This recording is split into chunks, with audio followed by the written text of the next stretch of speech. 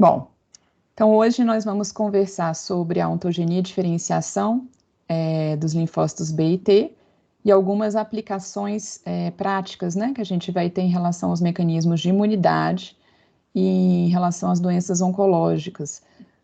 Vocês vão ver como que, ao formar o nosso repertório de linfócitos B e T, qualquer coisa que saia do lugar, a gente pode, às vezes, formar os linfócitos autorreativos, e isso gerar doenças autoimunes, tá?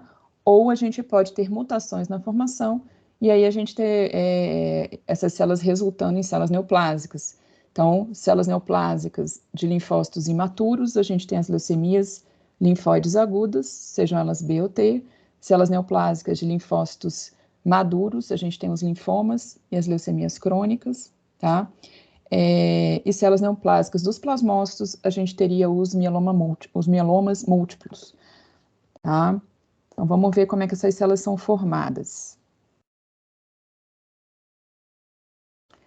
Aqui, gente, começando com a morfologia, à esquerda a gente tem um linfócito. Observem que o linfócito é uma célula que tem um núcleo mais arredondado, tá? Com uma cromatina condensada, e um citoplasma geralmente agranular. A gente tem poucos linfócitos que são chamados largigranulares, tá? Que tem grânulos no citoplasma, tá?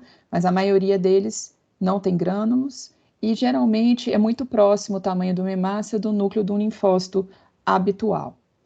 Desse lado aqui, a gente tem um plasmócito, que é uma célula, que é a célula nossa produtora que vai secretar os nossos anticorpos, tá? Os nossos plasmócitos, eles têm um núcleo excêntrico, em roda de carroça, que a gente chama, e existe uma rima perinuclear um pouco mais esbranquiçada, como vocês observam, e o citoplasma é mais basofílico, e a gente pode encontrar vacúolos, que são só as nossas imunoglobulinas, são os nossos anticorpos. Essa figura a gente já viu diversas vezes nas outras aulas, agora a gente está entrando na diferenciação da nossa célula-tronco, indo em direção ao nosso progenitor linfóide. O progenitor linfóide vai se transformar, então, em linfoblastos, tá? Esses linfoblastos vão se diferenciar em B ou T ou NK. Tá? E aí essas células vão para os tecidos para formar suas funções e lembrar que o linfócito B, ele se diferencia, sua diferenciação terminal vai ser no plasmócito, que é a célula secretora de anticorpo. O nosso sistema imune tem uma função de defesa do organismo. Como eu comentei com vocês, desregulações nele pode causar doenças autoimunes e mutações, neoplasias linfóides. Os nossos linfócitos B são chamados Bs porque eles foram descritos inicialmente em animais, né, na Bursa de Fabrício, em 1956, e depois, no homem, B de bone marrow, né, continuou o mesmo uso em 1975. Os Ts vêm de timo, foram descritos em 1962, e os linfócitos NKs aqui na década de 70. Para a gente classificar fenotipicamente esses linfócitos, saber que linfócito que a gente está falando, de novo, já mostrei para vocês a importância da descrição do imunofenótipo por citometria de fluxo, a gente também usa, tá, para descrever para separar os diferentes subtipos de linfócitos. Então, eu posso ter os linfócitos T, tá, cujo antígeno de linhagem específica é o CD3. No linfócito T imaturo, esse CD3 ainda está no citoplasma, e no maduro ele já foi para a membrana, e vai definir a linhagem T. Outros marcadores que a gente observa nos linfócitos T são CD2, o 5 e o 7. Quando esse T combina com 4, a gente está diante de um linfócito T chamado helper, ou auxiliar. E quando 3 combina com 5, a gente está diante do linfócito T CD8, que é o linfócito T citotóxico. Na linhagem B, a gente tem como marcadores mais iniciais o 19 e o 22, tá? E à medida que esse linfócito vai maturando, ele adquire o 20. Inicialmente, ele vai ter uma imunoglobulina de citoplasma, que depois vai passar para a superfície. A gente vai ver ao longo da aula. E aí, um linfócito que é 19 com 20 é um linfócito B maduro, tá? Com expressão de imunoglobulina. E a gente tem os linfócitos NKs ainda, que expressam marcadores de linhagem NK, né, que são 16, 56, 57, mas também podem expressar marcadores comuns aos linfócitos T, como o CD2 e o CD7. E aí, a expressão do CD3 no linfócito NK vai variar se vocês estão usando uma técnica de citometria de fluxo ou uma técnica de imunohistoquímica, tá? A citometria de fluxo é o imunofenótipo em meios líquidos, tá? E a imunohistoquímica naquela peça parafinada, de meio sólido. Então, quando o anticorpo que a gente usa na citometria de fluxo, tá? O anti-CD3, ele não pega, ele pega uma região do CD3, do NK, do CD3 que não está expresso na célula NK. Então, na citometria de fluxo, o CD3 é negativo nas células NKs. Ao passo que quando eu faço na imunistoquímica, o NK tem uma cadeia CD3-epsilon, tá? Que com o anticorpo da imunistoquímica eu consigo detectar. Então, na imunistoquímica, ele é CD3 positivo, tá? Bom, são células efetoras do nosso sistema imune, os linfócitos B, que vão se diferenciar, então, nos plasmócitos. Então, os plasmócitos são as últimas células efetoras que são capazes, então, de secretar as imunoglobulinas. Dos linfócitos T, a gente vai ter o linfócito TCD8 citotóxico, que vai ter capacidade de destruição direta celular, e os linfócitos TCD4, helperos ou auxiliares, que vão regular, então, as respostas imunológicas. A gente tem ainda o linfócito NK ativado. Os nossos órgãos linfóides são divididos em órgãos linfóides primários ou degenerativos e órgãos linfóides secundários ou periféricos. Nos primários, a maturação dos nossos linfócitos vai acontecer independente do contato com o antígeno. Já nos secundários, para que haja essa maturação, esses linfócitos têm que encontrar o antígeno, tá? Então, a medula óssea, que é a origem dos linfócitos B e dos linfócitos T, é um órgão linfóide primário. E o linfócito T, ele migra para o timo, tá? E ainda tem uma maturação no timo que é independente de antígeno. Então, o timo também é um órgão linfóide primário. Já nos linfonodos, no baço, nos tecidos linfóides associados à mucosa, pele, a maturação desses dos linfócitos vai ser dependente de antígeno. Então, eles são chamados órgãos linfóides secundários. Bom, a gente tem uma distribuição dos nossos linfócitos que varia em relação ao sangue e à medula óssea. Então, geralmente, na medula óssea, eu corrigi aqui que o livro estava invertido, tá? Até botei referência da Bárbara bem aqui para vocês. A gente tem um predomínio de linfócito T sobre os linfócitos B e um predomínio de CD8 sobre CD4, tá? No sangue periférico, a gente tem um predomínio de linfócitos T e a grande maioria deles geralmente são do tipo CD4, com uma relação podendo variar de 0,5 para 4 do CD4 para o CD8, tá?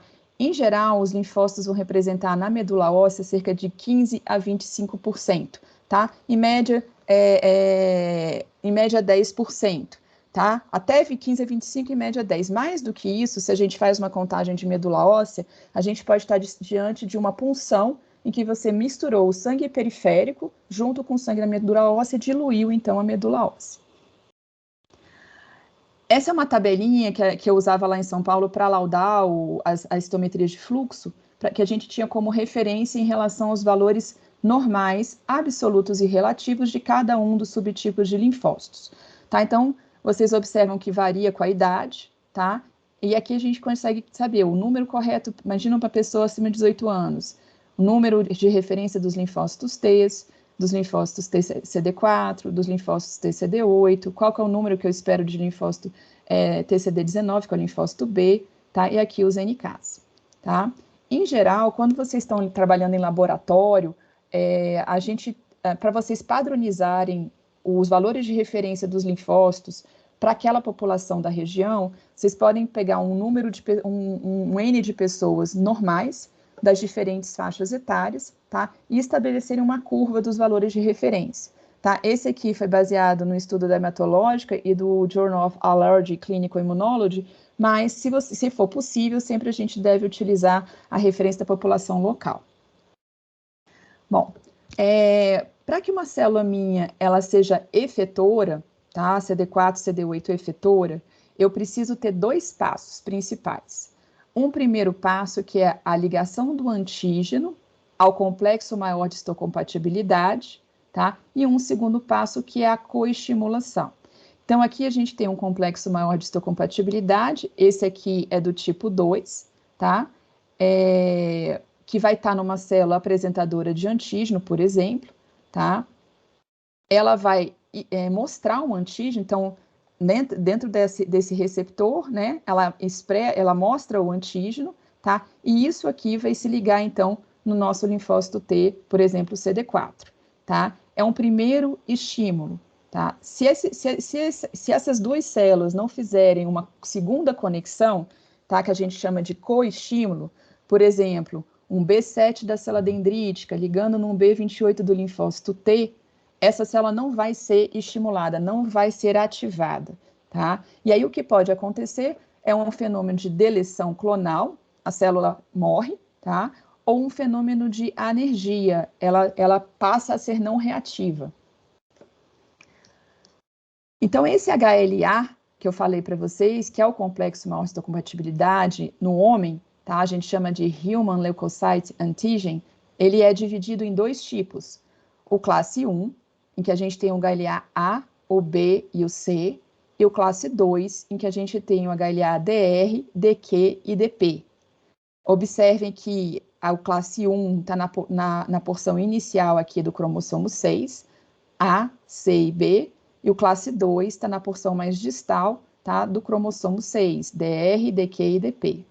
Então, só para vocês entenderem, quando eu vou fazer um transplante de medula óssea halogênico, tá, em que eu vou pegar a medula de um doador e colocar num receptor, eu preciso transplantar pacientes que sejam HLA compatíveis, tá? Então, eu solicito o HLA A, B, C, DR, DQ. O DP, ele pode ser pulado, tá? Em algumas situações, tá? Mas pelo menos o A, o B, o C, o DR e o DQ, tá? A gente tem duas fitas, tá?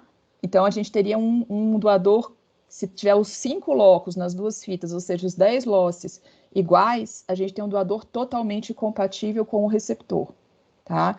Por que que isso é importante? Porque ao colocar uma medula óssea num receptor, ela vai gerar todo o sistema imunológico do receptor com as características do doador. Se esse sistema imunológico do receptor não for compatível com as células do doador, ele pode fazer um ataque imune às células do receptor, tá? Isso a gente chama de doença do enxerto contra o hospedeiro, tá? E isso pode ser muito grave em algumas situações, tá? O que a gente quer ao colocar um sistema imunológico diferente num receptor é que esse novo sistema imunológico não reconheça a célula tumoral doente daquele paciente, a célula leucêmica, por exemplo, e agrida a célula leucêmica, tá? E tenha mínima agressão em relação às células normais daquele paciente. Então, essa é uma das aplicações práticas aí do HLA. Então, o HLA classe 1, tá? Eu botei a figurinha aqui para vocês de um crachá, tá? Ele está presente em todas as células nucleadas do nosso organismo, tá? Seria como se fosse uma permissão para aquela célula estar ali, tá? Então, vamos observar aqui como que acontece. A gente tem aqui uma célula, tá? Expressando na sua superfície o complexo maior de histocompatibilidade aqui do tipo classe 1, tá? Que é formado por uma unidade alfa 1, alfa 2, alfa 3, então 3 subunidades alfa e uma beta 2 microglobulina, tá? Essa célula aqui, ela pode processar um antígeno próprio e apresentar o linfócito T, ou ela pode processar um antígeno estranho que está dentro dela, tá? Por exemplo, uma proteína viral, tá? E apresentar o linfócito T. Quando ela processa peptídeos próprios e apresenta o linfócito T fica autotolerante. Ele não agride essa célula, ele entende que aquilo ali é uma substância própria do organismo, tá? Quando ela processa antígenos estranhos, faz com que o linfócito T seja ativado e, por exemplo, secrete seus grânulos naquela célula infectada e a destrua, tá? Então, esse é um processo importante de imunidade. Observem aqui o linfócito TCD8 se ligando via o TCR, que é o receptor de célula T, do linfócito TCD8, ao complexo maior de histocompatibilidade do tipo 1. E aqui o CD8, né, como se unindo também para estabilizar a ligação, tá? Quando você não tem o complexo maior de histocompatibilidade do tipo 1, tá? Ou em algumas situações em que as células normais fazem uma downregulação do tipo 1, por exemplo, quando um vírus que está infectando uma célula que é escapar do linfócito T, tá? Ou quando uma célula do organismo vira tumoral e ela downregula o classe 1 para escapar do linfócito T, tá? O que acontece é que elas encontram uma outra célula que é o linfócito NK, tá? Então, os linfócitos NKs vão agredir todas as células do organismo que não tiverem o classe 1, tá? Por outro lado, sempre que elas encontrarem o classe 1, elas vão ser inibidas. Vou mostrar mais para frente para vocês, tá? Então, isso é um mecanismo em que as duas células, as NKs e os Ts, trabalham juntos, tá? Para acabar com esses vírus, com essas células tumorais, tá? Bom, do outro lado, a gente tem o HLA de classe 2, tá? Que é o DR, o DQ e o DP, em que a gente tem eles expressos apenas nas células com propriedade de apresentação de antígenos, tá? Então, geralmente são peptídeos captados do extracelular, tá? Processados, eles são fagocitados ou endocitados e processados, e aí eles são apresentados na superfície da célula via HLA de classe 2. Tá? Então, por exemplo, aqui eu tenho uma célula apresentadora de antígeno, ela tem o complexo maior histocompatibilidade do tipo classe 2, com duas subunidades alfa e duas subunidades beta, tá? E ela apresenta esse antígeno que ela captou, ela fagocitou, por exemplo, processou e apresenta, tá? Aqui no seu complexo, essa bolinha vermelha, tá? Para o TCR do linfócito TCD4. Tá? E aí, esse TCD4 vai organizar uma resposta imunológica para tentar debelar esse micro-organismo, por exemplo, se ele for extracelular. Tudo bem até aqui? Professora, Diga. uma pergunta sobre a questão da compatibilidade, HLA. No caso dos tipos aí, HLA A, B, no caso de classe 1, é isso que vai variar de uma pessoa para outra, por exemplo? Um tem o HLA-A e o outro tem o HLA-C e o outro tem o DQ, é assim ou Não, todos não, nós não, temos esse? não. Todos nós temos A, B, C, DR, DQ e DP. Só que eu posso ser um A01, 02, 01, por exemplo, e você ser Ah, um tem subtipos. A023, tá? Então, quando eu peço HLA, eu vou ver qual dos subtipos de A que você é, tá? Então, Ah, primeiro a gente faz, numa triagem de doador para transplante de medula óssea, a gente faz um HLA que a gente chama de baixa resolução. A gente vê o primeiro número, tá? Da conta para a gente estreitar a possibilidade dos doadores, tá? Depois a gente faz o alta resolução, para ver os subnumerozinhos se são iguais também, tá? entendi. É óbvio que dentro de uma família, tá? Se o seu primeiro número é parecido com o primeiro número do seu irmão, como a fita veio do mesmo pai, os próximos números devem ser parecidos também, a gente só confirma, tá? Mas num banco de medula óssea, não. Num banco de medula óssea, a gente começa uma triagem geral do banco pelo baixa resolução, estreita o número de possíveis doadores, depois entra no alta resolução, tá bom? Entendi. E Ok, obrigado. depois ainda tem um terceiro passo, que é o confirmatório, que você confirma se aquela amostra realmente é compatível, tá? Ok, Tudo bem? obrigado. Uhum. Bom, então, após a APC se ligar via um complexo maior de compatibilidade do classe 2, tá? O que acontece? Então, numa célula dendrítica, ela pode ativar o linfócito CD4 naive, tá? O linfócito TCD4 naive pode se unir ao linfócito B, tá? E levar a que esse linfócito B passe, então, a secretar anticorpos, que vão opsonizar, por exemplo, aquele micro-organismo extracelular, tá? O linfócito TCD4 ativado vai se unir aos macrófagos e vai secretar substâncias, favorecendo com que esses macrófagos eliminem, por exemplo, micro-organismos intracelulares que estão nas suas vesículas, nos seus fagossomos, tá? A gente conta ainda com interferon alfa e beta para aumentar a expressão do complexo maior histocompatibilidade do tipo 1 e do gama, que além das funções do alfa e beta, também vai induzir o complexo maior histocompatibilidade do tipo classe 2. Aqui, gente, só lembrando, tá? Todas as células do organismo, né, nucleadas costumam expressar classe 1, tá? E as células do classe 2 são principalmente macrófagos, células dendríticas e linfócitos B, tá? Sendo que a gente vai ver na ontogenia dos linfócitos T que as células do timo epiteliais também vão ter essa função de apresentação de antígeno no timo na maturação dos linfócitos T. A gente travou aqui, peraí. Então, aqui só uma... Professora, todas as células que tem o complexo de histocompatibilidade tipo 2, elas fazem fagocitose? Não, porque o linfócito B, ele vai captar o antígeno no seu receptor, tá? Então, você tem aqui o linfócito B, você vai ter o receptor na superfície. Quando ele encontra o antígeno, tá? O antígeno gruda aqui a ele endocita. É um pouquinho diferente, tá? A dendrítica vai fazer fagocitose e o macrófago vai fazer fagocitose, tá? Ok, obrigada. Aqui, gente, é uma chargezinha, tá? Só para descontrair um pouquinho. Então, vocês imaginam que você tem uma célula aqui infectada, tá? Por exemplo, um vírus, tá? Que processou a proteína intracelular no complexo classe 1, tá? E já o nosso soldado, o linfócito TCD8, que reconhece o classe 1, já fica esperto, ó, tem alguma coisa esquisita aqui acontecendo, tá? Então, ele pergunta se você não é estranho ao organismo, tá? Para poder já iniciar o ataque a essa célula, tá? Por outro lado, no classe 2, tá? Imagina que vocês têm uma célula dendrítica, tá? Que fagocitou uma determinada bactéria, processou essa bactéria, tá? Ela vai apresentar via classe 1 para o linfócito TCD8, tá? E via classe 2 para o linfócito T helper, tá? Ao estimular o T citotóxico, ele faz aquela ação direta em cima da célula.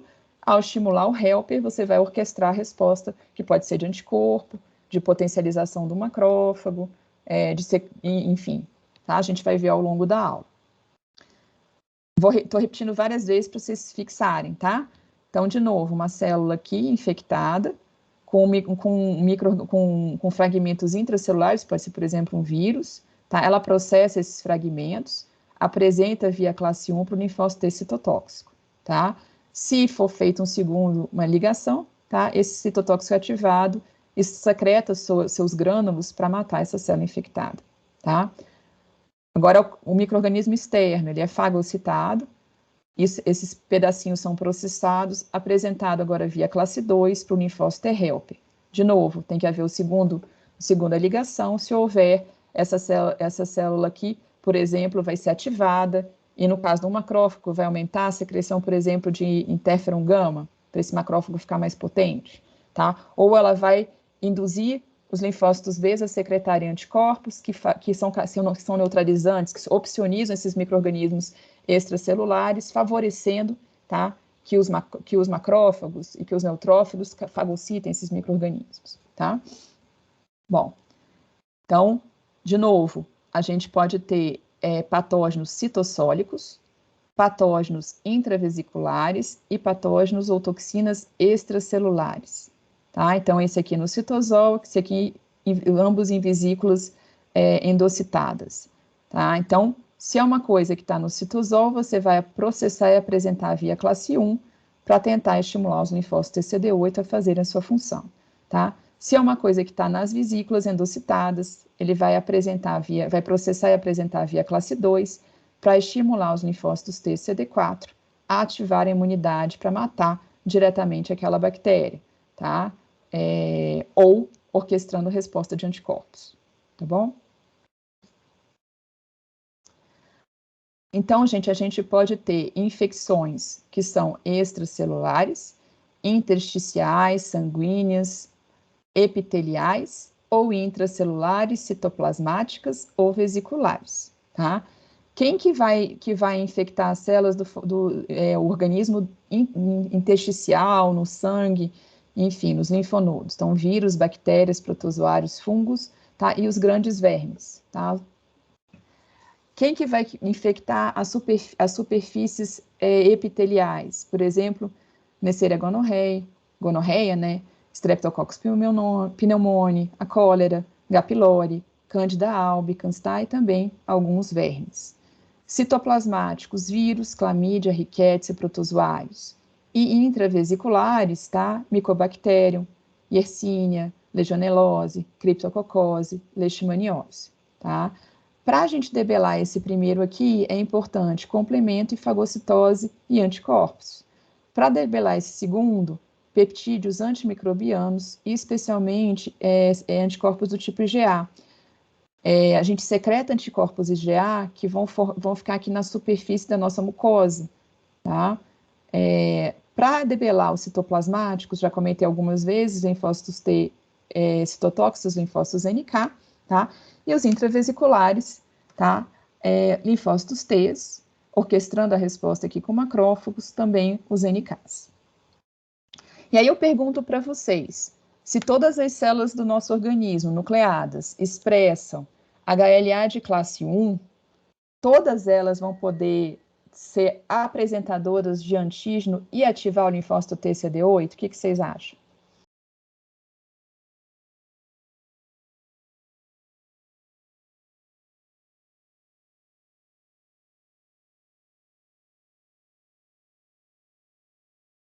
Toda célula do nosso organismo, por ter classe 1, ativa o CD8? Acho que não. O que eu falei para vocês lá no início da aula? Para eu ativar uma célula, eu preciso de quê? Aqueles 2 passos, né?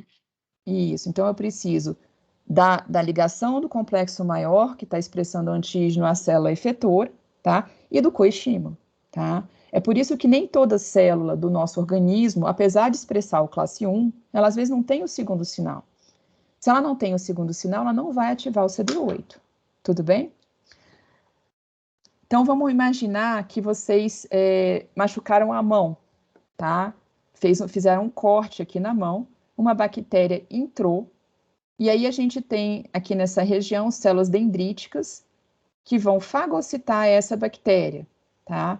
Aqui via Toll-like receptor, que é um receptor bastante antigo aí na evolução das espécies. Então, ela se liga a esse receptor, fagocita essa célula. Nesse momento, a célula dendrítica tem a função de fagocitose. Depois que ela fagocita essa bactéria e processa os pedacinhos, ela migra em direção ao linfonodo regional. Então, quando vocês machucam a mão, vocês podem fazer uma íngua, um aumento do linfonodo na região axilar, por exemplo. Quando vocês têm dor de garganta, vocês fazem ínguas nessa região aqui do pescoço, tá? Que são os nossos sítios de drenagem, vão tentar bloquear aquele processo infeccioso. Quando a célula dendrítica chega no nosso linfonodo, ela vai sofrer um câmbio conformacional, tá? E vai começar a expressar na sua superfície, tá? O complexo maior histocompatibilidade classe 2 e moléculas coestimuladoras. Então, ela deixa de ter a função fagocítica que ela tinha lá no epitélio e passa agora a ter uma função de célula apresentadora de antígeno, tá? Então, por exemplo, o coestímulo na célula dendrítica vai ser exercido via B7, tá? Seja ele ponto 1 ou seja ele ponto 2, que é o CD80 e o CD86, tá certo? Bom, então vamos pegar aqui essa célula dendrítica aqui, tá? Que está apresentando um antígeno aqui, por exemplo, para um linfócito T, certo? Então, o primeiro sinal vai vir dessa ligação via linfócito T, via célula dendrítica, complexo de maior histocompatibilidade com o TCR do linfócito T, tá? E aí, eu preciso de um segundo sinal. Eu preciso desse coestímulo, que vai ser, por exemplo, o B7 da célula dendrítica, como vocês estão vendo aqui, associado ao B28 do linfócito T, tá? Então, se essa célula aqui for o linfócito T CD4, por exemplo, tá? A gente está com o linfócito T CD4 aqui. Então, eu tenho uma célula apresentadora de antígeno, processou aquele antígeno, que é a célula dendrítica processou o antígeno, apresentou via classe 2, tá? Para o linfócito TCD4, tá? Para essa célula TCD4 ficar efetora, eu preciso de um segundo sinal, tá? Que pode ser o B7 associado ao CD28, tá? Uma vez que eu dei o segundo sinal, tá? Para essa célula T, ela vai secretar no ambiente, por exemplo, algumas interleucinas, tá? E a interleucina 2, ela vai ajudar os linfócitos TCD8, por exemplo, a proliferarem, tá? No momento em que você tem esse segundo sinal, tá? Você pode, e você também, a célula apresentadora de antígeno, tá? Vai também aumentar a expressão, então, desse segundo sinal na superfície, de outros segundos sinais, segundo coestímulos, por exemplo, o 4-1BB ligante aqui, tá? E no caso do linfócito TCD8, ela também vai apresentar o antígeno, mas agora via classe 1, tá? E aí, para fazer o segundo estímulo do CD8, você pode fazer ligando o B7 ao B28, tá? Ou 4-1BB ligante ao 4-1BB, tá? E aí você ativa o linfócito TCD8 para fazer a sua função, tá? Aqui em cima, observem que a gente tem um linfócito B, que eu falei que foi a pergunta da colega, a pergunta anterior. Como é que o linfócito B serve como um APC? Tá? Então, ele está aqui, tá? Com seu receptor na superfície, grudou o antígeno aqui, isso aqui é processado e é apresentado para o linfócito T via complexo maior histocompatibilidade. E aí eles têm que ter um segundo sinal, tá? Tudo bem? Por exemplo, aqui o CD40 com CD40 ligante, tá? Entendido, gente, aqui? Bom, então, APC em cima, linfócito T, CD4 embaixo, tá? Primeira ligação, complexo maior histocompatibilidade classe 2, apresentando antígeno aqui para o TCR, tá? Do linfócito T, estimula a ativação da célula, tá? Mas ela só realmente faz sua função efetora se eu tiver um segundo sinal, um coestímulo, por exemplo, a ligação do B7 ao CD28, tá? E aí a secreção de interleucinas ajuda aí na diferenciação. Então, eu vou ter ativação, sobrevida e diferenciação, tá? Aqui de novo, então, uma célula dendrítica apresentando via classe 2 para o linfócito T. O linfócito T se interessa, mas ele ainda não faz nada. Eu preciso dar um segundo estímulo para ele. Eu botei aqui um bombom para vocês lembrarem do B7, tá? B de bombom. Tá? Ao dar o segundo estímulo aqui para ele, tá? Ele então vai desempenhar as suas funções, tá? Bom, então na aula passada a gente viu a função dos neutrófilos, eosinófilos, basófilos, monócitos, típico aqui da imunidade inata. Eu vou comentar com vocês ainda nessa aula sobre os linfócitos NK do sistema do complemento, que também fazem parte da inata, tá? E também vamos falar dos linfócitos B e T e a célula dendrítica no meio, fazendo essa conexão entre as duas, porque ela tanto tem uma função de imunidade inata, fazendo a fagocitose, quanto de imunidade adaptativa, fazendo a apresentação de antígeno, tá? Bom, então, ainda na imunidade inata, a gente conta para a defesa primária do organismo com elementos humorais, tá? Que são sintetizados, secretados aqui pelo fígado, tá? Como, por exemplo, proteína C reativa, amiloidóide sérico do tipo A, inibidores de proteinasa, alguns componentes de cascata de coagulação. Por exemplo, vocês vão ver que na prática, quando eu tô com um paciente, quando chega um paciente para mim com uma infecção, tá? Eu digo pessoal, olha, dose o PCR do paciente, que é a proteína C reativa, tá? E aí o paciente está com PCR de 20, super alto. Começa o antibiótico, a gente vai avaliando, o PCR vai caindo e pronto. Negativo, fica abaixo de 0,5. A gente sabe que o paciente está melhorando, respondendo ao antibiótico, tá? Então, essa proteína C reativa, ela participa aqui, por exemplo, tá? Se ligando à bactéria, tá? E favorecendo, então, aqui a fagocitose dessa bactéria. Então, ela aumenta nesses processos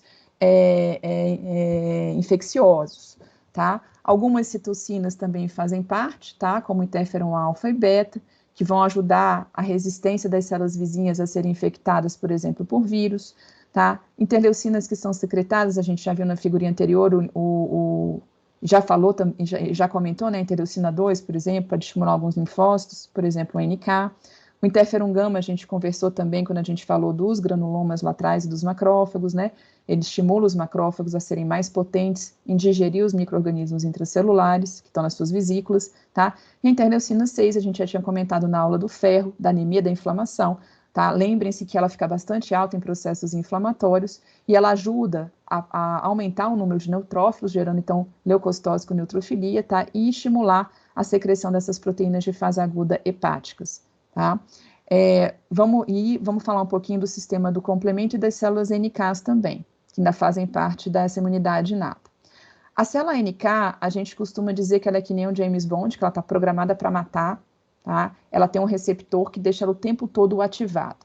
E matar quem? Ela costuma matar células infectadas por vírus, células cancerígenas e células infectadas por bactérias, tá? E aí lembrar que eu falei para vocês, quando eu expliquei o classe 1, que o NK está programado para matar todas as células, exceto aquelas que expressam classe 1, tá?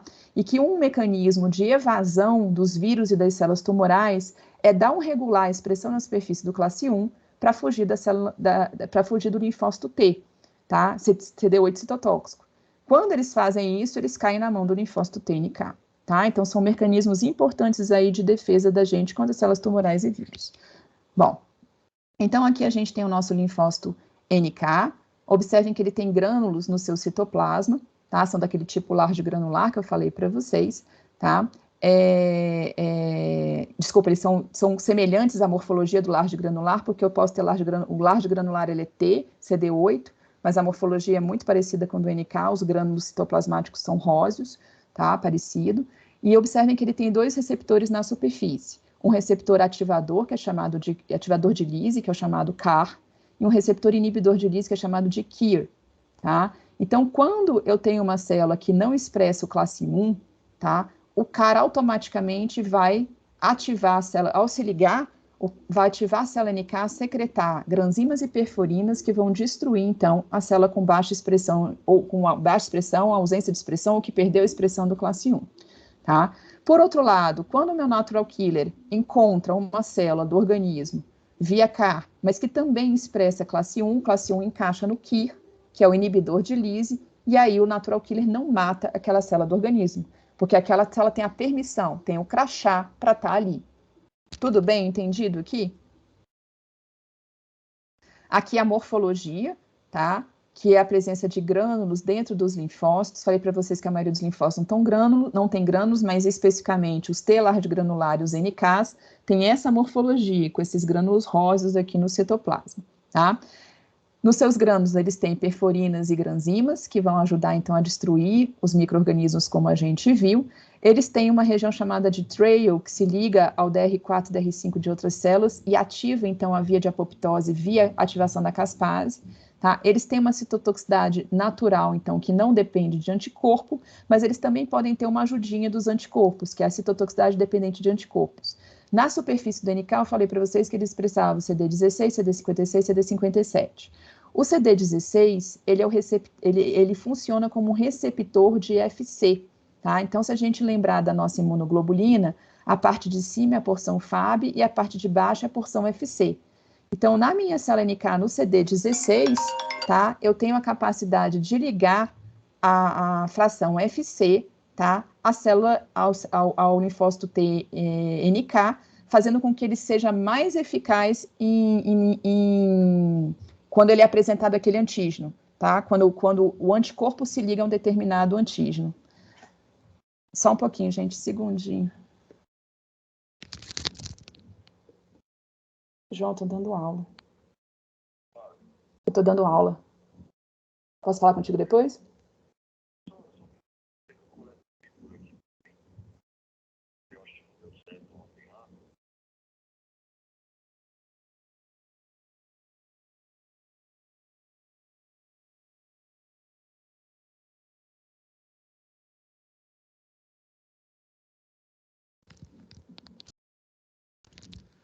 Desculpa, gente, é só uma intercorrência de um paciente. Bom, então vamos lá.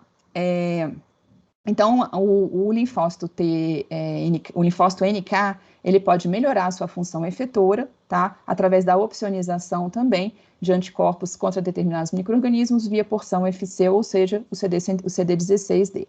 Então, ele tem na superfície o CD2, o CD7 e pode ou não ter o CD8. Falei para vocês que ele não costuma ter o CD3 de membrana, mas tem a cadeia epsilon do CD3 que está presente no citoplasma, por isso ele não é detectado por citometria de fluxo, mas é detectado por imunistoquímica.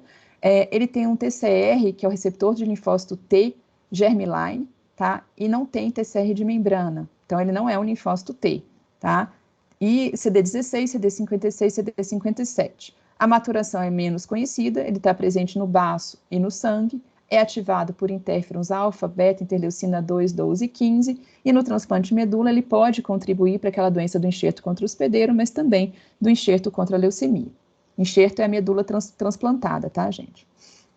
Bom, Professora, diga. esses grânulos que tem, eles são o quê? As granzimas e perfurinas, Ah, tá.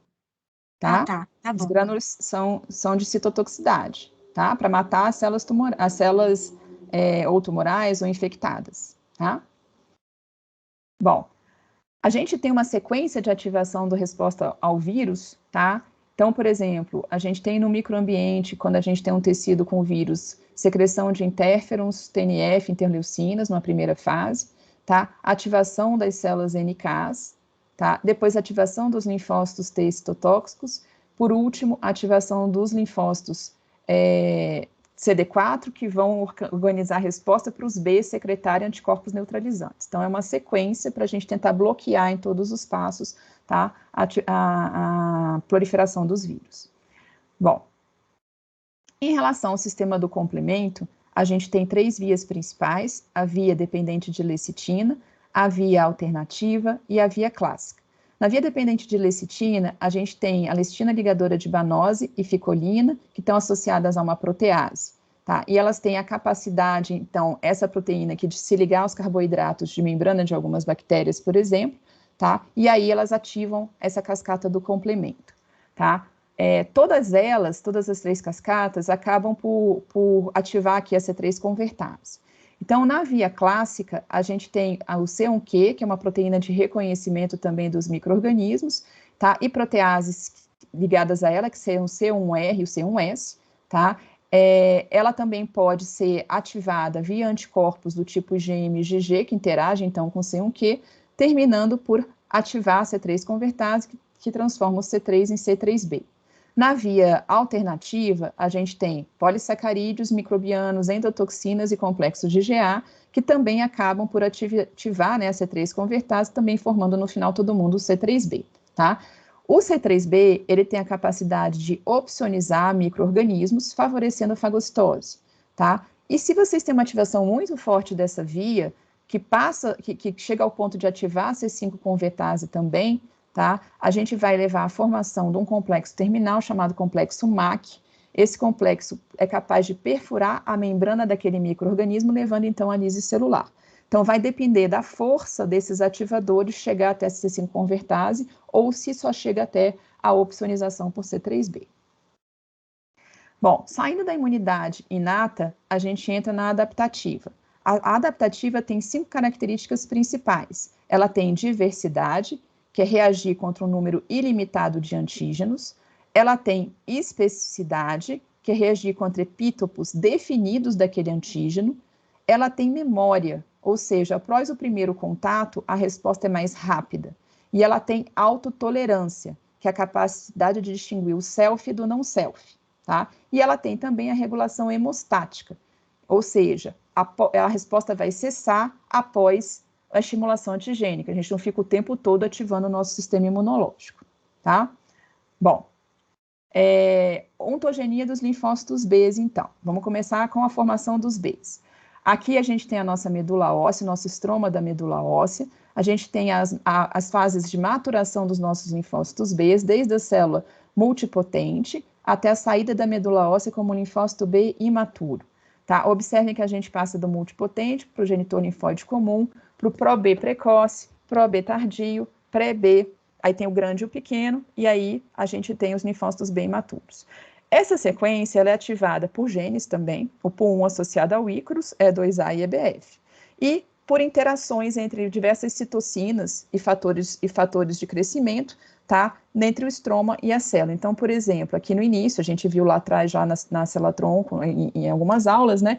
Tá? A ligação do FLT3 com o ligante no estroma, na primeira parte, depois da interleucina 7, algumas integrinas, depois do C-kit com o C-kit ligante, que é o SCF, e aí essas células vão maturando. A gente vai passar por cada uma dessas etapas. Tá? À medida que essas células vão maturando, a gente tem a ligação de algumas enzimas, tá? Como, por exemplo, o RAG1 e RAG2, que vão ser importantes para a gente mexer no nosso DNA e formar as nossas imunoglobulinas. tá? Algumas enzimas de ligação, como o TDT, cadeia alfa substituta, por exemplo, eu já vou falar nelas, tá? E ativações de alguns sinais intracelulares, tá? Gente, eu vou fazer uma pausa de 2 minutinhos aqui, só um segundinho.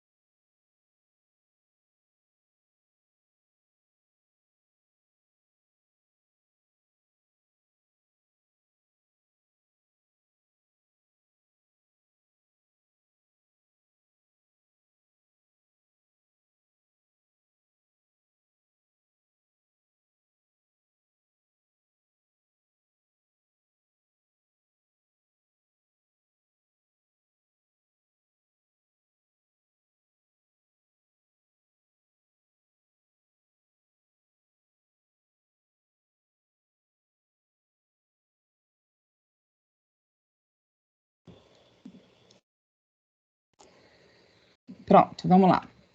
Bom, então, nessa maturação do ProB até a formação do linfócito B e na célula diferencial efetora final, que é o plasmócito, tá? A gente vai ter um período inicial de maturação independente de antígeno, que vai ocorrer nos órgãos linfóides primários, e um período posterior, que vai ser dependente de antígeno, que ocorre nos linfócitos, nos órgãos linfóides secundários.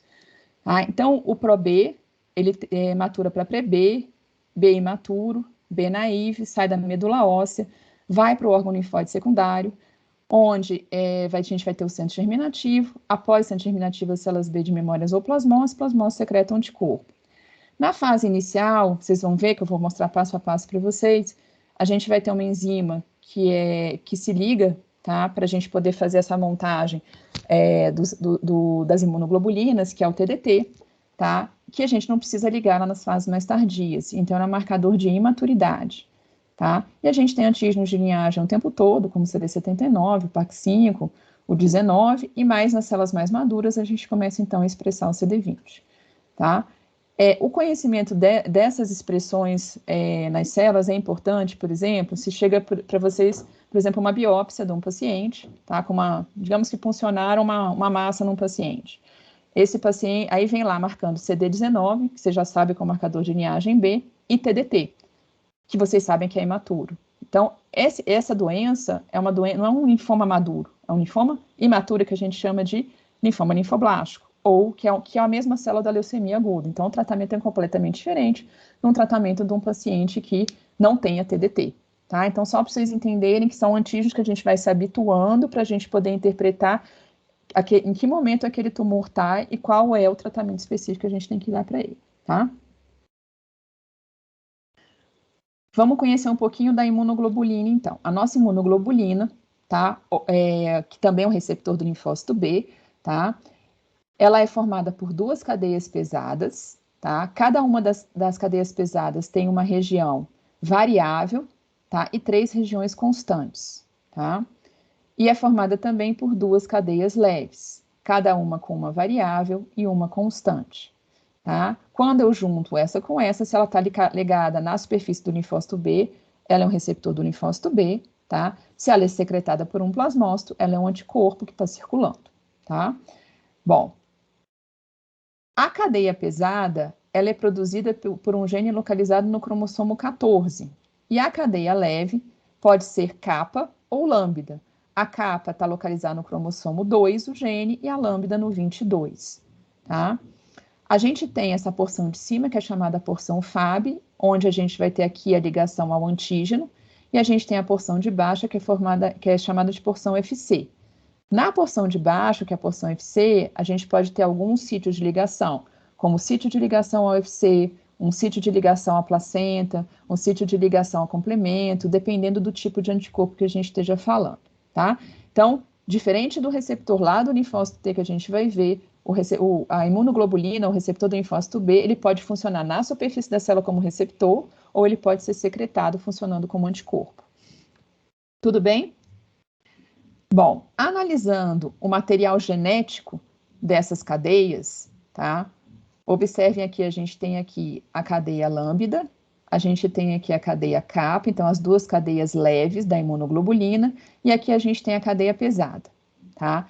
As cadeias leves da imunoglobulina, elas têm uma região chamada de V, tá? Que é variável, tá? E uma região chamada de J, que é a juncional, tá? Na cadeia pesada, além da V e da J, elas têm uma região que não está na cadeia leve, que é a D, chamada de diversidade, tá? Em cada uma dessas regiões desse DNA, tá? Vocês observem que a gente tem diversos pedacinhos de V, de D e de J, tá? Então, para eu montar, esse é um DNA germline, eu não mexi nele ainda, tá? Para eu montar uma imunoglobulina, um repertório de imunoglobulinas bastante variado, bastante diferente, eu vou combinar de formas diferentes esses pedacinhos para formar um número de anticorpos bastante variados, tá? Bom, para isso, a gente vai fazer, a gente conta com sequências sinalizadoras. Então, para fazer essas quebras e separar só um pedacinho para a gente misturar fazer o rearranjo do VDJ ou do VJ na leve ou VDJ na cadeia pesada, só com um dos pedacinhos, eu preciso cortar o meu material genético, eu preciso jogar fora o que eu não vou usar e ligar o que vai ficar.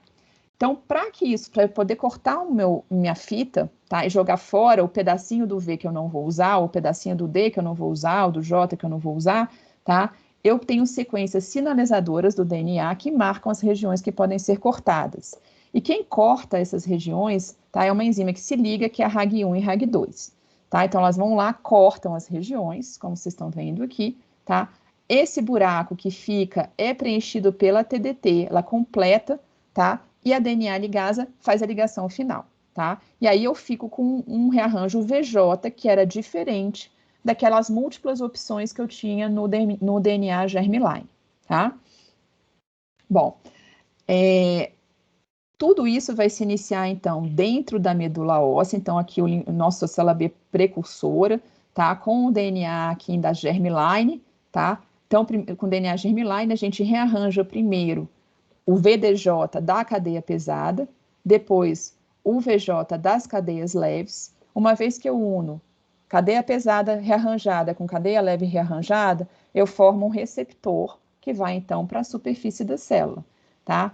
Se esse linfócito B com seu receptor são capazes de reconhecer o próprio de forma autorreativa, essa célula vai morrer, tá? E as que não fizerem isso vão conseguir sair do organismo. Por quê? Porque não é interessante para a gente que a gente tenha autoimunidade, tá? Então, é uma forma de selecionar os linfócitos que não são autorreativos para, então, passarem para o sangue periférico, tá? No sangue periférico, esses linfócitos, tá? Estão expressando nesse momento agora o IgM e o GD na superfície, a gente vai ver como que isso acontece, tá? Se ele encontrar o antígeno antes de chegar no centro germinativo, essa célula, então, vai se diferenciar em plasmócito, que geralmente secreta imunoglobulina do tipo IgM, tá? Se ela não encontrar o antígeno for apresentado já no folículo primário, tá? Pela célula dendrítica e pelo linfócito T aqui do folículo chamado de T helper folicular, tá?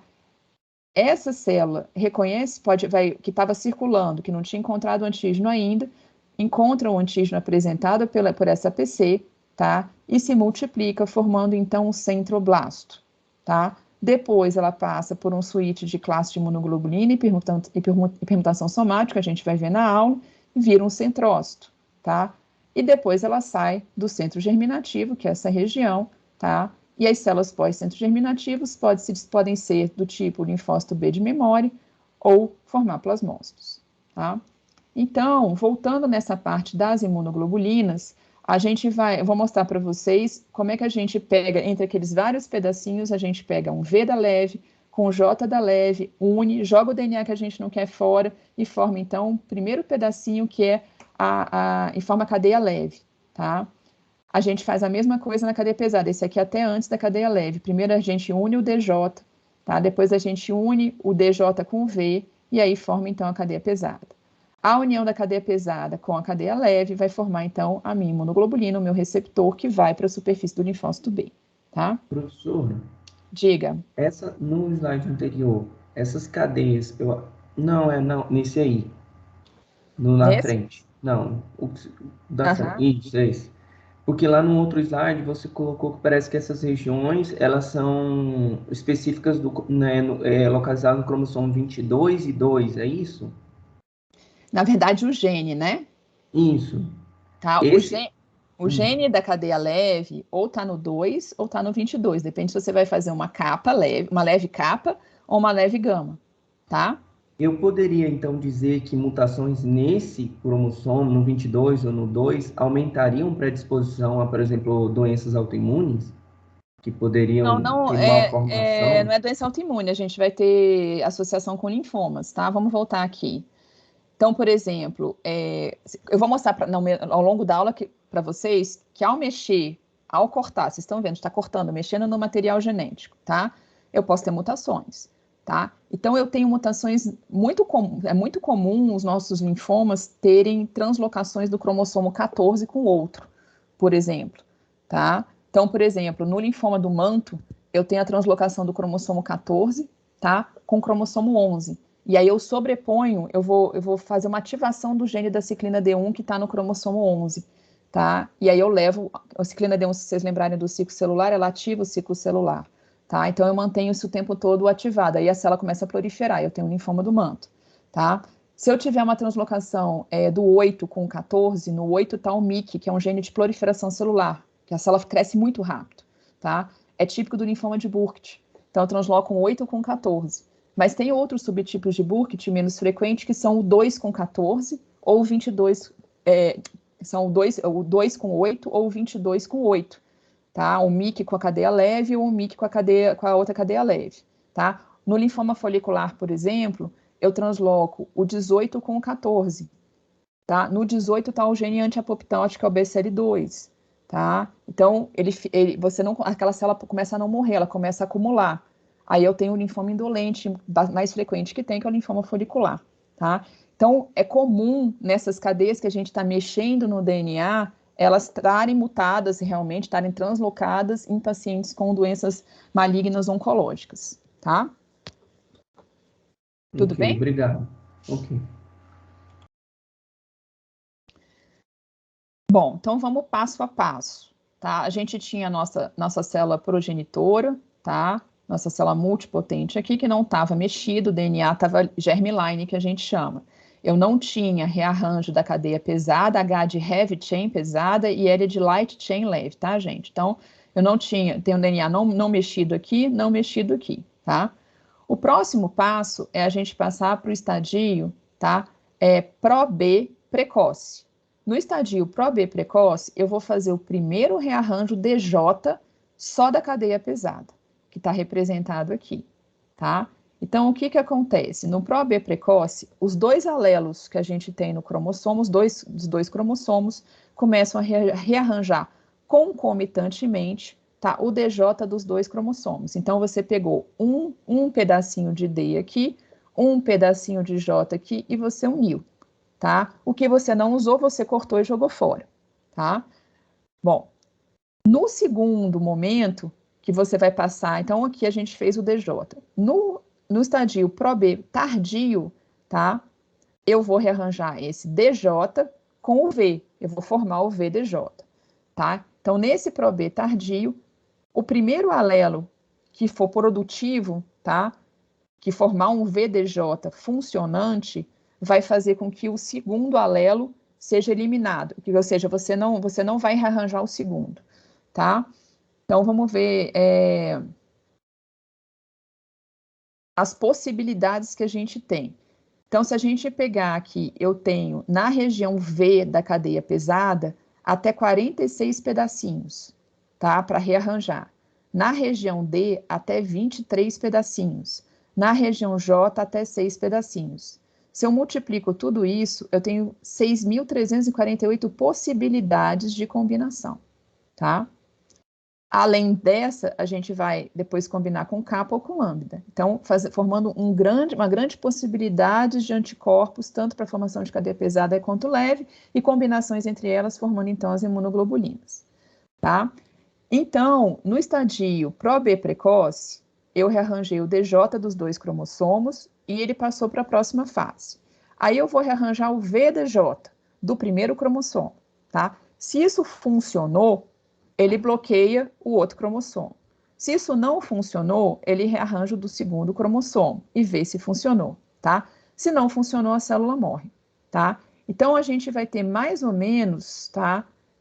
Metade das células que são produzidas, tá? Elas não produzem rearranjo funcional e elas acabam morrendo, tá?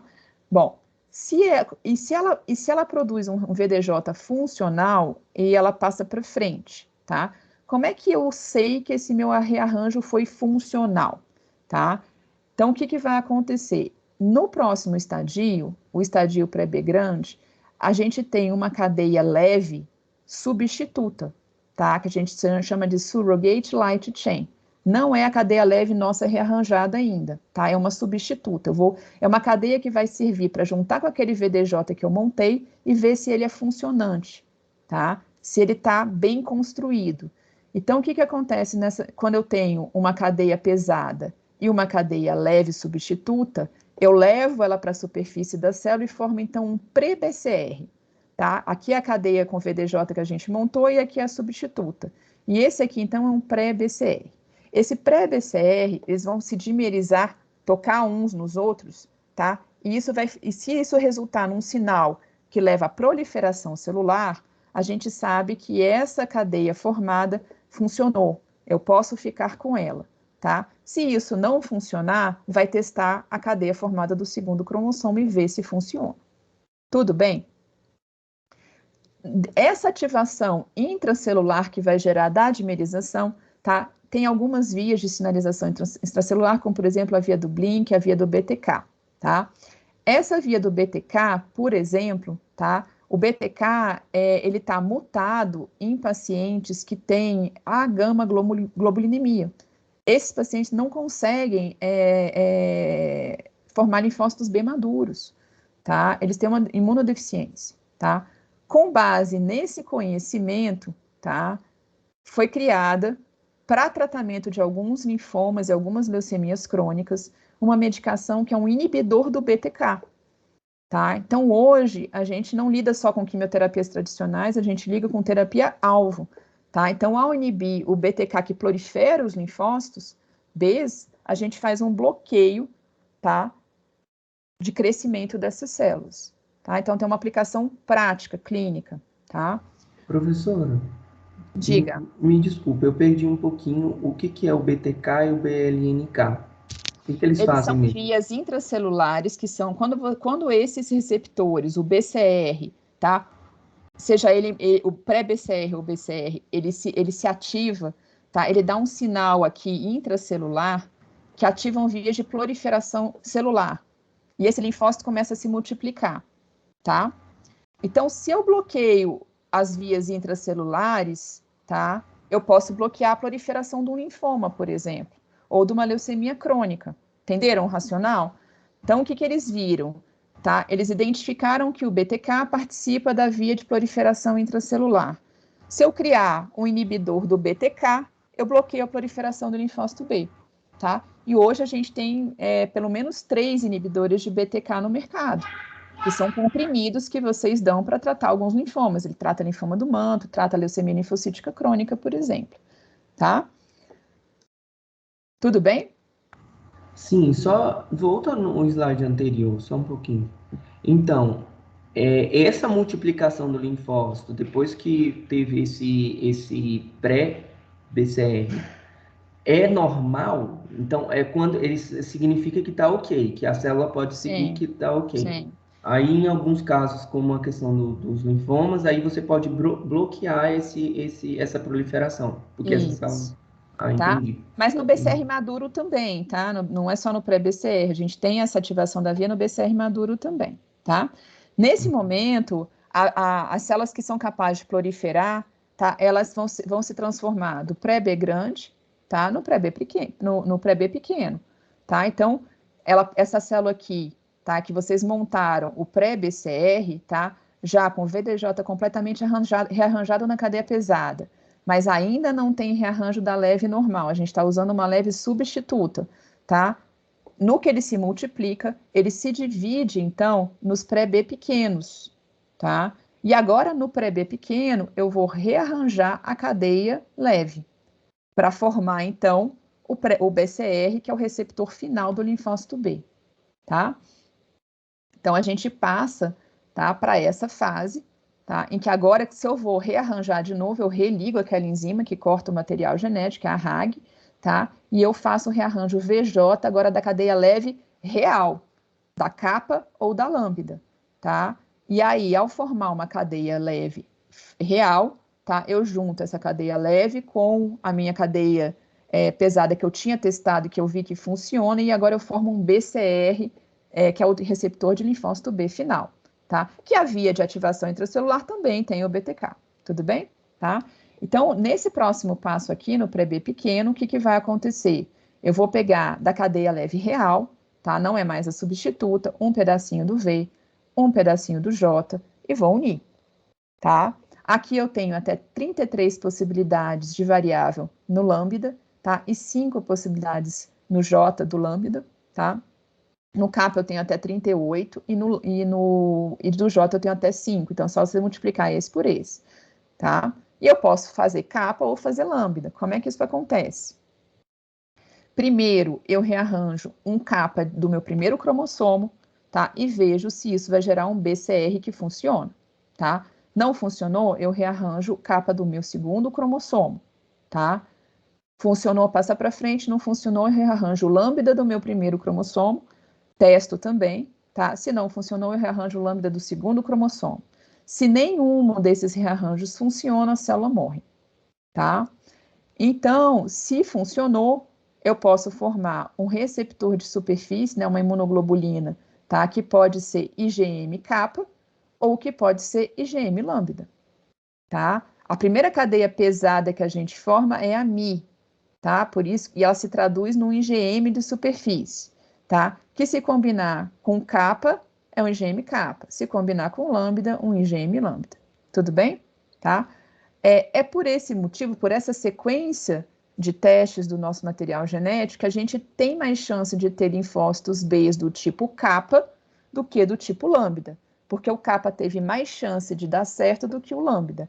Em geral, no sangue, essa proporção vai ser de 65% para 35%, tá? Bom, dando certo, tá? Então, a gente passa, então, para a fase do B imaturo, em que vocês já têm a cadeia pesada rearranjada e a cadeia leve rearranjada, tá? E eu tenho um receptor de superfície de linfócito B do tipo IgM, tá? Bom, e depois eu passo para o linfócito B maduro, tá? Em que eu passo a ter na superfície o IgM e o IgD. Como é que eu faço para ter IgM e IgD, tá? Então, na sequência do nosso material genético, vocês observem que a gente tem aqui aquela região que a gente rearranjou, tá? Depois vem a região constante. Na região constante, o primeiro gene que eu tenho é o da cadeia Mi, que vai originar uma IgM. O segundo gene que eu tenho é o delta, que vai originar uma IgD. E aí vai na sequência, tá? Quando eu estou nesse momento da maturação, tá? Eu vou transcrever, tá? O meu RNA tanto com Mi quanto com delta, tá? E aí eu vou ter a opção de transformar em proteína, tá? E transformar em cadeia o IgM, tá? Ou o IgD. E aí, isso ocorre por splicing alternativo do RNA, tá? Não é porque eu estou cortando e jogando material genético fora, não estou mexendo no meu DNA, é splice alternativo do RNA, tá? O RNA é que eu estou transformando numa proteína ou na outra proteína, por isso que elas podem ser expressas concomitante na superfície da célula, tá? Isso é diferente do que a gente vai ver mais para frente na aula, que é o switch de classe de imunoglobulina. Depois que a célula passa pelo antígeno, centro germinativo e troca a classe. Ela troca para um IgG, ela troca para um IgE, ela troca para um IgA, tá? A formação da IgD não é por switch de classe, tá? Ela é por splicing alternativo de RNA. Eu não estou cortando o meu DNA, eu só estou transcrevendo o meu RNA numa proteína, tá? Que pode ser no início ou pode ser no final do meu RNA, eu posso expressar as duas na superfície da célula, tá? Bom, aqui é uma sequência do que a gente viu de ativações de diversos genes, só para vocês estudarem depois, até formar então essa célula B, tá? Que vai expressar na superfície um IgM e um IgD. Comparando um pré-BCR com um BCR, tá? Observe então a cadeia pesada, tá? Que estava já com rearranjo VDJ, aqui a cadeia leve substituta, tá? E aqui a cadeia leve real, que pode ser capa ou lambda. Aí a gente tem essa caudinha aqui, que vai para o intracelular, e nessa caudinha aqui que a gente vai ter a ativação, quando alguma coisa se liga aqui em cima das vias de proliferação celular, que essa célula começa então a se multiplicar e se dividir, tá? Bom, quando a minha célula tá pronta para sair da medula óssea, ela vai passar por um outro processo seletivo. Se ela não encontrar ou não reconhecer nenhum antígeno próprio, tá? Ela automaticamente sai da medula óssea e expressando ali IgM e IgD, como a gente viu, tá? Se ela encontrar e reconhecer um peptídeo próprio, tá? Grande, como esse aqui que eu estou mostrando para vocês, tá? Ela vai ter duas opções, tá? Ou ela vai morrer, porque não é interessante a gente reconhecer o próprio, tá? Ou ela vai reeditar esse receptor da superfície dela aqui para deixar de reconhecer isso aqui, tá? Então ela tem as duas opções, ou a deleção clonal ou a edição do receptor da cadeia leve, tá? Se ela encontrar um antígeno solúvel, tá? Um antígeno próprio solúvel, ela vai migrar para a periferia, mas vai ficar anérgica, tá? E a célula anérgica, como ela não recebe estímulos, ela acaba morrendo, tá? Agora, se ela se ligar ao antígeno próprio, tá? Com baixa afinidade, não é grande, com alta afinidade aqui, tá? Com baixa afinidade, ela tem a opção de sobreviver, tá? E aí esse é um fenômeno que a gente chama de ignorância clonal, tá? Qual que é o problema dessa célula com ignorância clonal? Tá? Ela vai para a periferia e ela tem uma leve capacidade de reconhecer um antígeno próprio. Às vezes, se vocês estão frente a um processo inflamatório, tá? Um processo que expõe uma grande quantidade, então, desse antígeno próprio, essa célula que tinha uma ignorância clonal, ela pode reagir. E aí a gente também pode ter doenças autoimunes associadas, tá? Bom. Professora, diga. As células que apresentam antígeno próprio para as células B, ali nessa testagem, também são as células dendríticas, macrófagos ali Gente, não tem apresentação de antígeno aqui. Mas como que é que ela reconhece o antígeno próprio? No próprio estroma da medula óssea, ela está andando naquele estroma. E aí as proteínas ali soltas do próprio, porque eu pensei que era uma célulazinha no desenho. Não, aqui é um peptídeo grande. Entendi. Não é uma apresentação de antígeno, é uma molécula grande, tá? Que ela se liga de forma multivalente em vários, tá vendo que não é só numa imunoglobulina, ela se liga em várias aqui, é um peptídeo grande, tá? Então ela vai rolando naquele estroma da medula óssea e pode encontrar antígenos próprios ou não na sua superfície, tá? Tudo bem? Tudo. Lembrar, gente, que toda essa maturação aqui não tem apresentação de antígeno ainda, tá bom? Tá?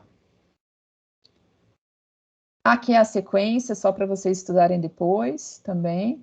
Bom, aí essa célula, vamos voltar, sai da medula óssea, tá? Digamos que ela não reconheça nenhum antígeno enquanto está passeando no sangue, não se liga a nenhum antígeno, tá? Mas aí vamos voltar naquele caso que a gente viu lá atrás, tá? Vamos voltar no caso da bactéria que entrou pela pele. Então, a bactéria entrou pela pele, foi captada pela célula dendrítica, que nesse momento tinha a função de fagocitose, aí ela sofre um câmbio conformacional, migra para o linfonodo regional, transforma-se numa célula apresentadora de antígeno, tá? E nessa região do linfonodo regional, que ainda não tem nenhuma reação, não tem linfócito B proliferando, a gente chama de folículo primário, tá? Que seria essa situação, em que eu vou ter essa célula dendrítica, tá? E um linfócito B que ainda estava circulando, tá? Essa célula dendrítica, então, agora processa esse antígeno e passa a apresentar esse antígeno, tá? E ela tem um linfócito T helper folicular que ajuda ela, tá? Que é o linfócito T de centro germinativo, tá? E aí, o que acontece? Eles secretam citocinas que chamam esse linfócito B para essa região. O linfócito B, que tem o seu receptor na superfície, entra em contato com o antígeno apresentado, tá? E agora ele vai proliferar, tá? E aí ele começa a se multiplicar rapidamente, formando então o chamado centroblasto, tá? Então o centroblasto é uma célula de centro germinativo, tá? Então agora, em vez de eu ter um folículo primário, eu tenho uma região de proliferação dentro dessa íngua, a íngua aumenta de tamanho, não aumenta quando vocês têm um processo infeccioso, vocês têm um linfócito B proliferando, tá? E esses centroblastos proliferando empurram os que não tiveram contato com o antígeno para a periferia, tá? Então fica uma coroa aqui em volta de linfócito B circulando que não teve contato com o antígeno, tá? E no centro, o centroblasto se multiplicando em resposta àquele antígeno, tá? O centroblasto vai passar por um processo que chama hipermutação somática da imunoglobulina. O que é isso? Eu vou reeditar o meu material genético para adquirir uma grande afinidade para aquele antígeno que eu fui estimulado, tá? Se isso der certo, eu vou ligar um gene que é chamado BCL2, que é um gene antiapoptótico, e vou passar para a próxima fase, que é a fase aqui do centrócito, tá? Se isso não der certo, essa célula morre, porque não me interessa formar um linfócito B que não sabe reagir de forma específica com determinado antígeno, tá? Também nessa transição, nesse momento, a gente vai mutar a nossa imunoglobulina, que é o switch de classe de imunoglobulina, para formar imunoglobulinas com outras características efetoras, como, por exemplo, um IgA, um IgE, um IgG, tá? Depois, essa célula aqui vai sair desse centro germinativo, vai sair do folículo secundário, né, que tem dentro o centro germinativo, e vai passar para a região que é chamada de pós-centro germinativo. E aí ela pode virar um plasmócito ou uma célula B de memória, tá? Então, aqui é um corte do linfonodo, em que vocês observam que a gente tem uma região paracortical, em que a gente tem aquelas células T que vão auxiliar, então, os nossos linfócitos B, e a gente tem aqui um folículo primário. Nesse aqui ele não está em contato com o antígeno, não tem centro germinativo ainda, tá? E aqui não, aqui eu já tenho um folículo secundário proliferando, que eu já vou ter centro germinativo, tá? As células dendríticas e os macrófagos vão penetrar no linfócito B, nos linfonodos, utilizando os vasos linfáticos aferentes, e vão sair aqui via ducto torácico. Tá bom? Então, eles vão circular levando esses antígenos para dentro do órgão linfóide secundário, para que se apresente o antígeno para o linfócito B e que ele se multiplique fazendo a resposta imunológica, tá? Nas mucosas, a gente tem uma estrutura parecida, não é igual, mas é com a mesma lógica, tá? Que é a chamada placa de Peyer, tá? Então, a gente tem aqui a célula endotelial, tá? A gente tem uma célula que é bem típica dessa região, que é chamada de célula M, tá? Essa célula M, ela permite que proteínas que estão no lúmen, por exemplo, do nosso intestino, tá? Passem através dela. E aí encontrem o nosso sistema imune ali, tá? Então, ao encontrar células epiteliais, células dendríticas dessa região, tá? Essas células vão apresentar esse antígeno também, tá? Para os linfócitos B que estão naquela região. E aí, quando eu ativo todo esse processo que eu mostrei para vocês, a principal imunoglobulina que vai ser formada, tá? Que é a imunoglobulina que bloqueia aqui, que fica na superfície do muco, né? Para proteger a entrada de micro-organismos nas nossas superfícies, é IgA, tá? Então, nessa região, a ativação desses linfócitos B vai tender a formar principalmente IgA, tá?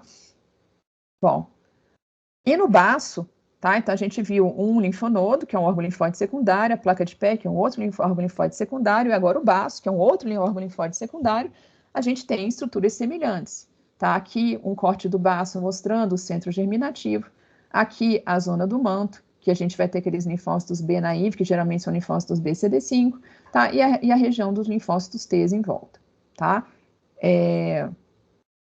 Bom, aqui em maior aumento, o que está acontecendo dentro, tá, do centro germinativo, tá, em que eu vou ter uma zona T, uma zona escura e uma zona clara, e o pós-centro germinativo, depois que sai do órgão linfóide secundário. Tá? Então, de novo, o meu linfócito B encontrou o antígeno apresentado ali, por exemplo, pela PC ou pelo linfócito T helper, tá? Ele vai se multiplicar, se transformando em centroblasto. Tá? Nesse momento, para que isso aconteça, ele liga um gene que permite a proliferação celular, que é chamado de BCL6. Tá? Então, ele vai ter uma alta expressão do PAX5, que é um antígeno B, tá? E também de BCL6. Com isso, tá? Ele vai conseguir proliferar, tá? E mutar o receptorzinho dele, tá? Ao mesmo tempo. Aí vocês imaginam que proliferação, tá, e mutação ao mesmo tempo são boas combinações? Não. Às vezes, não é à toa que a gente tem uma grande quantidade de linfomas do tipo centro germinativo, tá? Então, pode acontecer erros nesse processo, tá? E a gente pode ter linfomas de típicos de centro germinativo. O linfoma mais comum que a gente tem, o linfoma difuso de grandes células B, ele pode ser centro germinativo ou ele pode advir de mutações pós-centro germinativo. O linfoma de Burkitt vem dessa região, tá? O linfoma folicular vem daquela fase do centrócito. Então, a gente pode ter mais predisposição realmente, que a gente está permitindo a multiplicação ao mesmo tempo que a gente muta material genético, tá? Mas essa mutação é importante, porque faz com que esse receptor que estava na superfície, ou ele tem duas opções, ou ele adquire uma alta afinidade por esse antígeno, tá? Tornando ele bastante específico, tá? Ou essa célula morre. Tá? Porque não me interessa formar um receptor, uma imunoglobulina que não é capaz de reconhecer adequadamente o antígeno, tá? Essa célula que consegue realmente mutar o receptor para reconhecer com especificidade aquele antígeno, com uma alta afinidade, tá? Ela passa a expressar, então, o BCL2, que eu falei para vocês, que é um gene anti-apoptótico, então ela não morre. Em vez de acontecer isso com a célula que não conseguiu fazer isso, que morre, essa aqui ela não morre. Tá? E ela passa de fase, ela vira um centrócito, tá? E aí, nesse momento, a gente vai ter switch de classe de imunoglobulina, que eu já vou mostrar para vocês como é que funciona, tá? Aí, esse centrócito vai passar vai ser, então, sair do centro germinativo. Para isso acontecer, tá? A gente tem uma ativação da via do NF-κB, tá? Que aumenta o IRF4 e inibe o BCL6. Então, para de expressar o BCL6, que é um gene de centro germinativo, e eu passo a expressar um gene de pós-centro germinativo, que é o IRF4, também chamado de MUM1. Então, se vocês pegarem uma biópsia de um linfoma que tem expressão de BCL6, a gente localiza ele no centro germinativo. Se ele tiver expressão de MUM1 ou um plasmócito, um mieloma, que expressa MUM1 também, ele é pós-centro germinativo, tá? No pós-centro germinativo, a gente aumenta a expressão, por exemplo, já falei do IRF4, ou MUM1, tá? Do BLIMP, tá? E de outros genes, tá? Se eu mantenho a expressão do PAX5, essa célula vira uma célula B de memória. Se eu perco a expressão do PAX5, ela se transforma, então, num plasmócito, tá? E aí o plasmócito vai secretar imunoglobulina. Essa célula B de memória, a próxima vez que ela encontrar o antígeno, tá? Ela já não vai secretar o IgM daquela primeira reação inicial, ela passa a secretar o IgG, porque ela é uma célula B de memória, tá? Bom, como que eu faço para fazer essa hipermutação somática, tá?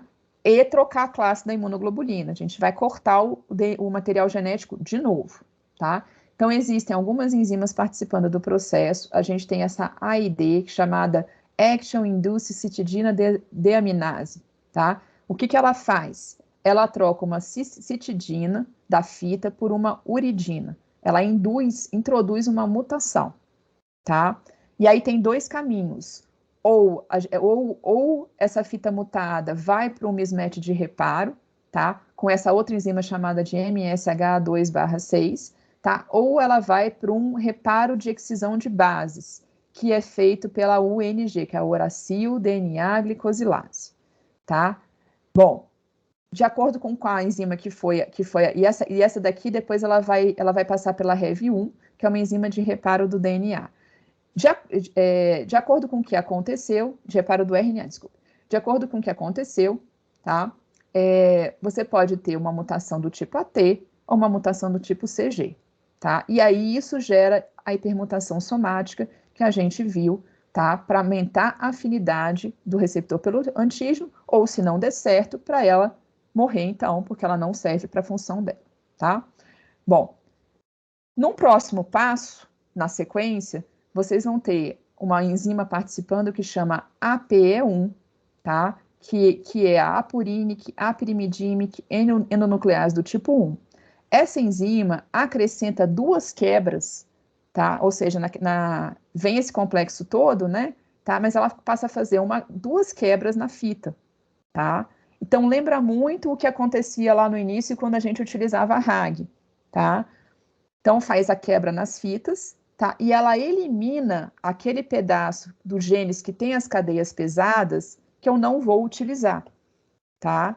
Então, por exemplo, aqui minha fita está com VDJ, eu eliminei um grupamento de cadeias pesadas que não vou usar, tá? Eu eliminei aqui o Mi, o Delta e o Epsilon, tá? Deixa eu só ver, desculpe, o Gama, amarelinho é o Gama, tá? O Mi, o Epsilon e o Gama, tá? Então, eu eliminei isso aqui. Então, eu fiquei com a Epsilon. Eu formo uma IgE, por exemplo, tá? Então, de acordo com o ponto, observe, então, nas regiões constantes, a gente tinha a Mi que formava a IgM, a Delta que formava a IgD, quatro pedacinhos de gama, tá? Que forma a IgG, tá? Aí a gente tem a Epsilon que forma a E, tá? E a gente tem a alfa que forma a IgA. Então, eu tenho IgM, IgD, IgG, IgE e IgA, tá? Se eu elimino, nesse processo com a AP1, a gente elimina aquelas que a gente não quer, tá? E vai ficar ou com uma IgG, ou com uma IgE, ou com uma IgA, tá? Ou se mantém as cadeias iniciais, tá? E qual que é a importância de eu fazer? Só voltando aqui, vocês observem que aqui a gente não mexeu, tá? Elas têm a mesma especificidade pelo antígeno, mas com funções diferentes, tá? E quais são as funções possíveis dessas imunoglobulinas? Elas podem neutralizar, por exemplo, a entrada de um vírus, tá? Elas podem opsonizar, por exemplo, uma bactéria extracelular, elas podem sensibilizar uma célula NK, elas podem sensibilizar um mastócito e elas podem ativar o complemento, como a gente viu lá na via do complemento, tá? Então, quem geralmente neutraliza, principalmente aqui as GGs, tá? E a IgA, que a gente mostrou lá no muco, tá? No bloqueio ali da entrada da luz intestinal, por exemplo, tá? Quem opsoniza principalmente? IgG1 e IgG3, tá? As outras um pouquinho, mas essas principalmente. Quem sensibiliza NK? IgG1 e IgG3, tá? Quem que costuma sensibilizar mastócitos? A gente já viu na aula de mastócitos. A IgE, tá? E quem que costuma ativar o sistema do complemento? Tá? A IgM, ela é um pentâmero, ela é grande, ela costuma ter mais força para ativar o complemento, tá? E a IgG1 e a IgG3, essas são as principais, tá? Além dessas diferentes funções que as imunoglobulinas podem fazer, elas também podem ter transportes diferentes, tá? Então, por exemplo, a IgA, eu falei para vocês que ela faz um transporte no epitélio, ela fica na superfície dos nossos epitélios ali junto com o muco de bloqueio, para bloquear a entrada de micro-organismos, tá? A IgG, que é pequenininha, ela tem capacidade de atravessar a placenta, então IgG1, 2 e 3, tá? E também de extravasar para o extravascular. A IgM, que é muito grande, ela não consegue atravessar a placenta, tá? Então, de acordo com o subtipo de imunoglobulina que eu fiz com o switch de classe, tá? Eu tenho determinada função, tá? E uma determinada local preferencial também, tá? Bom, Na evolução dos antígenos B ao longo da maturação, já mostrei em outras séries para vocês, a gente tem também perdas e ganhos de antígenos que permitem a gente localizar essas células ao longo da maturação delas. Aqui é uma maturação normal do linfócito B. Então, numa célula mais imatura, tá?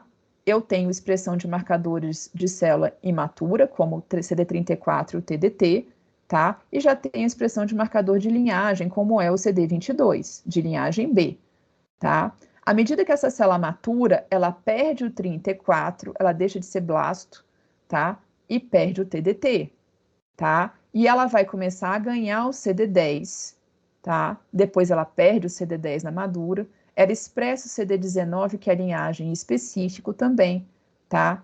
E na célula mais madura, ela começa a aumentar a expressão do CD20, tá? O CD45 é o leucocitário comum, a gente vai ter expressão também a maior parte do tempo, tá? E à medida que ela matura, a gente já viu, ela tem inicialmente uma cadeia midi-citoplasma, depois ela passa a ter citoplasma membrana e depois ela passa a ter apenas na membrana, em que eu já tenho um linfócito B maduro, tá? Então, num caminho de maturação normal, a gente usa muito esse gráfico aqui, tá? Para ver o caminho de maturação de linfócito B, que é o gráfico do 10 com 20, tá? As células que são 34 TDT são aqui vermelhinhas, tá? Elas começam a maturar, tá? E elas começam a ganhar 20, tá? E vão perdendo aqui, elas eram 10 negativas, né? Elas vão ganhando, desculpa, elas eram 10 mais fracas, elas vão perdendo 10, tá? E elas vão ganhando o 20, tá? Então, elas vão perdendo 10, tá? Vai ficando do bright pro dim e vão ganhando 20. Então, nas roxinhas aqui, que eu tenho os meus linfócitos B maduros, eu praticamente não expresso o CD10 e tenho um CD20 forte, tá? Bom, aqui só para a gente nomear todos os fenômenos que a gente comentou durante a aula, a gente viu primeiro lá na medula óssea o fenômeno de recombinação somática do DNA com aquele rearranjo gênico do VDJ, tá? Em que a gente que é importante para a formação de diferentes regiões variáveis, combinações randômicas de segmentos gênicos e diversidade de linfócitos com diferente especificidade de defesa do organismo. Isso vai acontecer nos linfócitos B e a gente vai ver ao longo da aula nos linfócitos T também. Depois a gente viu lá no centro germinativo, tá? Lá no órgão linfóide secundário, o fenômeno de hipermutação somática, que é específico do linfócito B, tá? Em que ele faz mutações pontuais naquela região variável da imunoglobulina para melhorar a sua afinidade por aquele antígeno que ele foi estimulado, tá? E ele vai maturar também, essa maturação, tá? Ele passar para a próxima fase, que eu falei para vocês, ele vai ligar o gene antiapoptótico, tá? Vai passar de fase, vai ser uma maturação por afinidade, tá? Se ele não adquirir afinidade, ele morre. Se ele adquirir afinidade, ele é capaz de maturar e passar de fase, tá? E a gente viu também, dentro do folículo, do centro germinativo, lá no órgão linfóide secundário, que também a gente fazia o switch de classe de imunoglobulinas, tá? Que era diferente daquele splice alternativo do RNA que eu mostrei para vocês lá para formar IgD, tá? Na verdade, aqui no switch de classe eu corto o material e jogo o material que eu não quero fora, tá? E fico com a cadeia pesada que eu quero, tá? Se eu ficar com uma epsilon, eu formo uma IgE. Se eu ficar com uma alfa, eu formo uma IgA. Se eu ficar com uma gama, eu formo uma IgG, tá? E aí a gente vai ter diferentes classes de imunoglobulinas desempenhando diferentes funções para aquele mesma especificidade da região variável. Tudo bem? Dúvidas? Professora, mas voltando no slide anterior, que exatamente esse switch de classe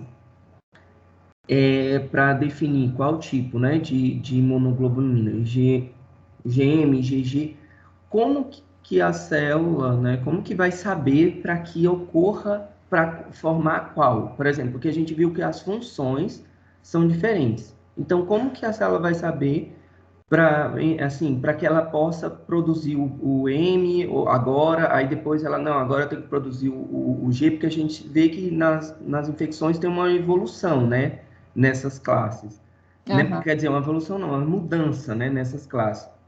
Na verdade, como é esse sinal? Então, na verdade, nas infecções, tá? vocês vão ter aquele primeiro sinal, que é IgM, que eu mostrei para vocês, que está aqui, tá? Então, quando essa célula encontra o antígeno, sem passar pelo switch de classe, tá, gente? Ela tem IgM na superfície, tá? Então, ao encontrar o antígeno direto aqui, ela diferencia em plasmócito e secreta o IgM, tá? Depois que a célula passa por esse centro germinativo, tá? E ela vira uma célula, por exemplo, B, tá? Que está expressando IgG, tá? Na próxima vez que esse IgG encontrar aquele antígeno, tá? Ela vai secretar IgG, tá? Então, ela tem que fazer um passo a passo aqui para ela poder passar a secretar IgG, tá? Existem mecanismos genéticos, que eu acho que não vem ao caso da gente colocar, tá? Porque é muito profundo, tá? E órgãos específicos, como eu falei para vocês. Se eu estou numa placa de Peyer, geralmente a tendência é formar IgA, tá? Porque eu preciso de um IgA de bloqueio, tá bom? Se eu estou numa região que eu preciso de muco, pulmão, epitélios em gerais, a tendência daquele local é formar IgA, tá? Nos linfonodos eu posso formar IgG, tá? Num antígeno de reação alérgica eu posso formar IgE, tá? Então, vai depender do tipo de estimulação que vocês têm, tá? Obviamente, vocês têm sequências gênicas que são ativadas, tá? Mas depende também do local que vocês estão, tá bom? Tudo bem? Ah, ok. Em combinação, então, desse local onde está e dessas questões genéticas também, de Sim. ativação. Ok.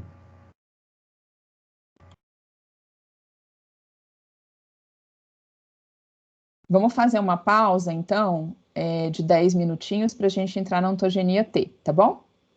Às 9h47 a gente volta, tá? Aí eu vou... Vocês querem que interrompa aqui? Melhor, né? A gravação, né? Que aí fica duas partes, né? Então, vou parar aqui a gravação.